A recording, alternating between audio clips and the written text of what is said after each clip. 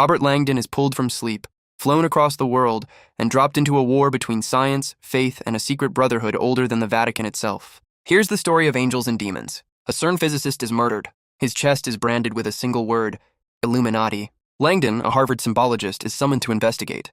He meets Vittoria Vetra, the victim's partner, brilliant, calm, and furious. They discover what was stolen, antimatter, a tiny canister holding enough energy to vaporize the Vatican. The Illuminati plan to use it as a weapon. Langdon and Vittoria race to Rome. The Vatican is in chaos. The Pope has died, and the cardinals are gathering to elect a new one.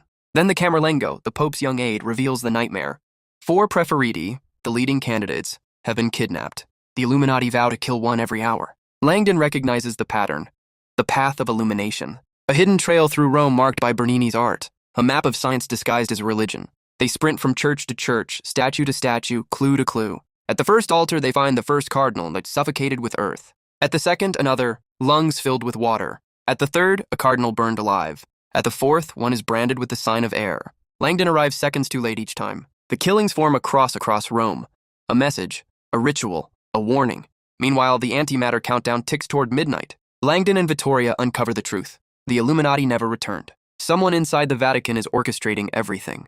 Suspicion turns toward the Camerlengo. He's devout, charismatic, and strangely calm as the crisis deepens. Langdon discovers the final clue. The canister is hidden beneath St. Peter's. The Camerlengo seizes it and runs into the square. He boards a helicopter, rising into the sky with a bomb. At the last second, he parachutes out. The antimatter explodes harmlessly above the city. The crowd hails him as a hero, but Langdon uncovers the final twist. The Camerlengo staged everything. He murdered the Pope, his own adoptive father, believing science was corrupting the church. He created the enemy he needed. The Illuminati plot was a lie. The Camerlengo sets himself on fire in St. Peter's, consumed by his own fanaticism. The Vatican stabilizes. A new pope is chosen. Langdon and Vittoria walk into the Roman dawn, exhausted and alive. The war between science and faith ends not with victory, but with understanding. And that's Angels and Demons. Like and follow for more book recaps. Comment which book you want next.